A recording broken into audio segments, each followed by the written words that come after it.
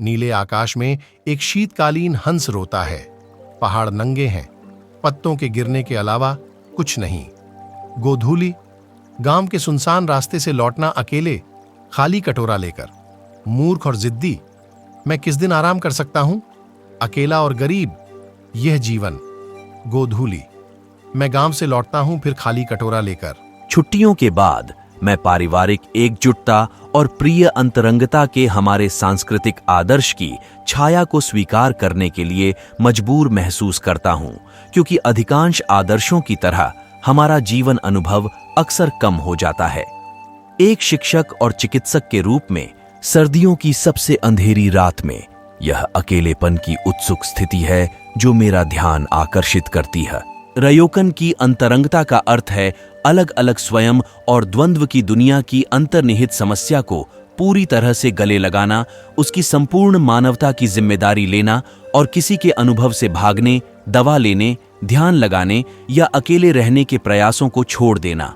इसके बजाय जब हम गैर विरोध की जैन प्रथा अपनाते हैं तो अकेलापन हमें इसके कारणों और स्थितियों, यह खाली कटोरा, ग्रहणशील बर्तन बनना कमजोर दिल वालों के लिए नहीं है, बल्कि उन लोगों के लिए है जो मानवीय अनुभव के व्यापक फलक को खोलना चाहते हैं।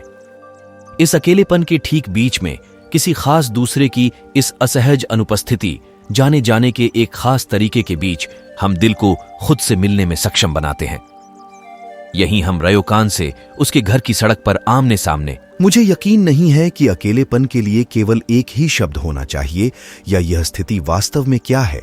हालांकि आप अनुपस्थिति की भावना, कनेक्शन की अनुपस्थिति या दूसरे के प्यार की तर्ज पर कई परिभाषा पा सकते हैं, लेकिन किसी विशेष में दूसरे के साथ रहना रास्ता। जैसा कि कहा जा रहा है, मुझे लगता है कि हम में से प्रत्येक को एक ऐसी अवधारणा की खोज का समझा जाता है, परवाह नहीं की जाती या ईमानदारी से प्यार नहीं किया जाता, कुछ भी अच्छा होने पर भरोसा नहीं किया जाता, और अधिकांश पीड़ा इस स्थिति से छिपने की कोशिश से आती है।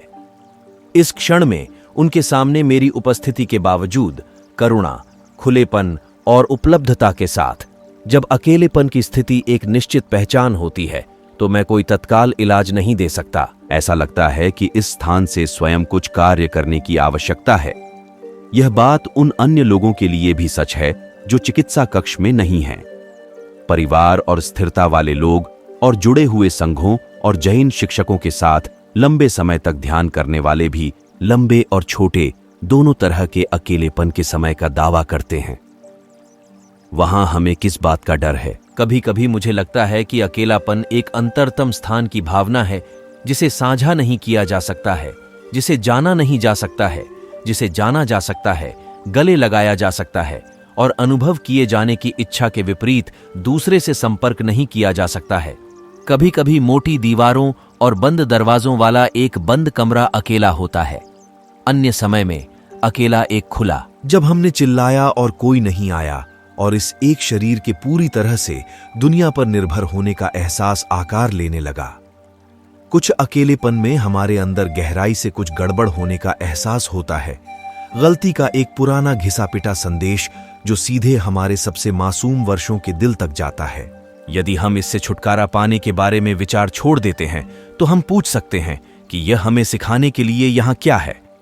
हम रात के आकाश से परामर्श ले सकते हैं। मेरे सुविधाजनक दृष्टिकोण से मध्य जीवन में अकेलेपन के जैन का अर्थ है इलाज करना और त्वचा की थैली, हमारी अप्रभावी जैनिज्म के प्रति हमारी प्राकृतिक प्रतिक्रिया को हमें सूचित करने की अनुमति देना।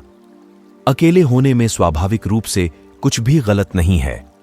इलाज का मतलब है कि हम अपने अकेलेपन के साथ क्या करते हैं इस पर ध्यान दें और देखें कि व्यस्तता, फेसबुक मुठभेड़ों और अन्य विकर्षणों के साथ अंतरिक्ष या एक पेय के साथ स्तब्ध हो जाना या हमारे टीवी या आईपॉड को साथी बनाना, या क्या हम एक आदर्श दूसरे के सपने में रहते हैं, एक प्रेमी, एक जीवन साथी, एक समुदाय। यदि हम इस अकेलेपन के साथ थोड़ा रह सके तो हम पूछना शुरू कर सकते हैं कि यह किस प्रकार का अकेलापन है और प्रतिक्रिया के। 1800 के दशक का प्रिय सौम्य घुमंतु भिक्षु रयोकन ताइगु, जो गांव के बच्चों के साथ खेलता था और अपने दोस्तों के लिए कविताएं लिखता था, हमेशा से इंसान था। कुछ समकालीन पाठक जैन गुरु के अकेलेपन के बारे में पढ़कर हैरान हो जाते हैं और उनकी जागृति पर सवाल उठाते हैं, क्योंकि हम प्रबुद्ध अभिव्यक्ति को तथाकथित से मुक्त होने के बराबर मानते हैं, नकारात्मक भावनाएं और पीड़ा।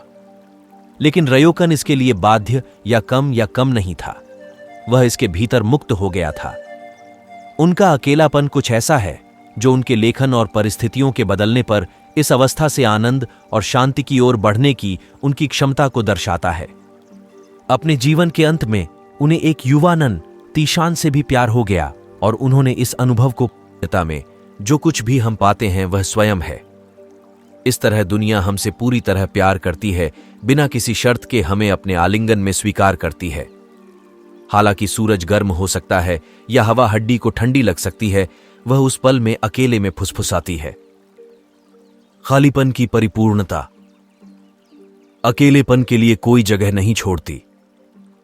किसी चीज की कमी नहीं है,